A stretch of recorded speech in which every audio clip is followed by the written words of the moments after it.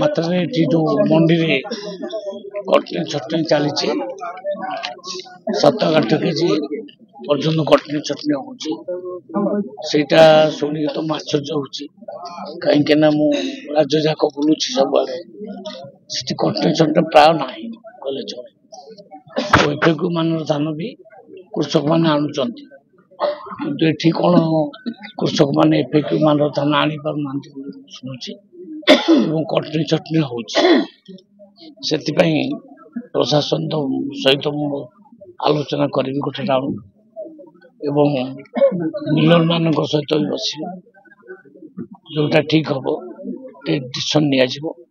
କିନ୍ତୁ ସରକାର ଚାହୁଁଛି କଟନୀ ଚଟଣି ନ ହଉ, କୃଷକ ମାନେ ଏଫେକ୍ୟୁ ମାନର ଧାନ ଆଣନ୍ତୁ, ଏଇଟା ଆମେ ଚାହୁଁଛୁ। ଏଇଟା ହେଲେ ଡାଇରେକ୍ଟ 3100 ଟଙ୍କା ପର କୁଇଣ୍ଟାଲ କୃଷକ ମାନଙ୍କ ଖାତାକୁ ଯିବ, ଆମେ ଏଇଟା ଚାହୁଁଛୁ। ତେଣୁ ଏଇ ଯୋଉ ସମସ୍ୟା ହେଇଛି, ଏଫେକ୍ୟୁ ମାନର ଧାନ କୃଷକ ମାନେ ଆଣିପାରୁନାହାନ୍ତି, ଆଉ ମିଲର ମାନେ